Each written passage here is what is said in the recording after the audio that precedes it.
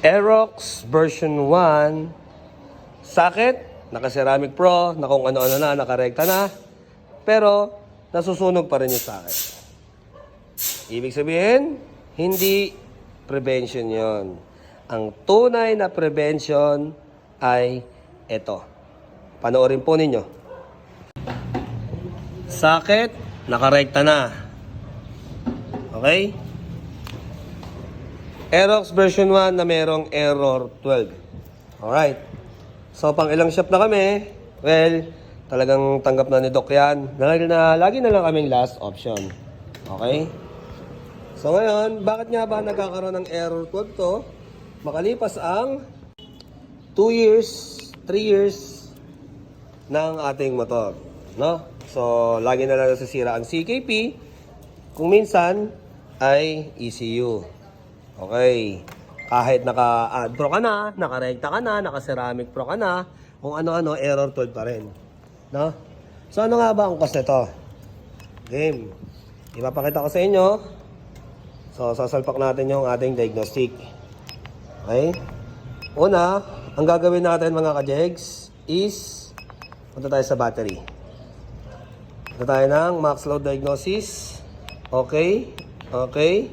So, kung nakikita ninyo, 12.32, start nyo. Start mo. Yan na, 11.9, start. Yan na, 8. Op.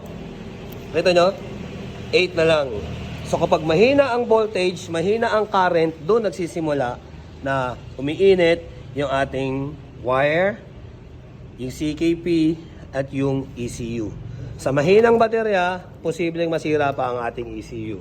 Walang ibang cause ang error 12 kung hindi mahina yung ating battery. Kaya naman kapag tayo ay naka-FI or mga ganitong klase ng motor, much better kung brand new galing ka sa pinakamatagal na battery 2 years or 1.5 years palit. Kasi tayo mga Pilipino ay nasanay na hanggat umaandar, sige, andar, go. Okay. So lahat po yan may lifespan, lahat po yan may maintenance. No? So lahat dito, lahat nagawa na, error 12 pa rin. Paulit-ulit, papalit-palit, pabalik-balik, kung ano-ano, hindi nare-resolve. Okay? So walang problema yung CKP nito dahil umaandar po to at hindi namamatay. So kapag ang problema ay CKP, may indikasyon po yan na kapag kayo ay umaandar, biglang mamamatay ang motor. Ibig sabihin may problema na ang CKP. Pero hindi. Bigla siyang nag-e-error 12. No?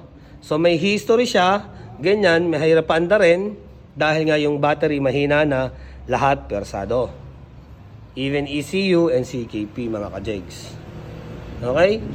So battery lang. Ang naging problema na ito, then magpapalit tayo ng battery, syempre, Yuasa pa rin. Walang ibang other brand kung hindi Yuasa. Nasa sa inyo na yan, kung ayaw nyo maniwala, bahala kayo sa buhay nyo. Brut. Alright? So yun lang mga ka-jegs. Munting tips, at syempre lagi natin tatandaan, malamang ang may alam. Peace out. Paano nga ba natin malalaman kapag mahina na ang baterya? On lang yung susi, no? Off. On mo lang yan. Punta ka sa battery. Yan.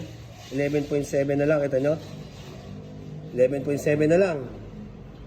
So, ang pinaka-max load nan is 12.2. Yan. Hindi umaandar ang motor, naka-on lang. Kapag ganyan, mababa na sa 12.5, matik po yan, palit na kayo ng baterya.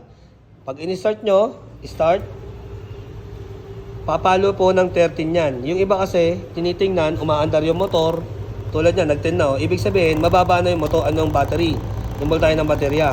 Yun yung cause ng error 12. So ngayon, umaandar, 13.8, sasabihin nyo malakas pa yung baterya ko malakas pa Wala po yun. Mali po yung ganon. Kaya po siya nagaganyan, 13 to 14, umaandar, kasama po yung charging system dyan. So kapag check nyo, kahit hindi na kayo pumunta sa mga shop, titingnan nyo lang sa inyong motor, hindi nyo na kailangan ng mga diagnostic tool. Battery, 12.6, hintayin nyo lang, no? Mga 5 seconds or 10 seconds, so hindi nagbago. Subukan yung start. Okay. So malalaman nyo, kapag in-start yan, nare-reading ni ECU yan, kung gano'n nakababa yung battery nyo. Ayan, no? 10.11 na lang. Rev mo, tataas yan. Kasi kakarga na yan. Okay? So, ayan po yung indikasyon na pamalit ng baterya para maiwasan natin yung error 12. Brut!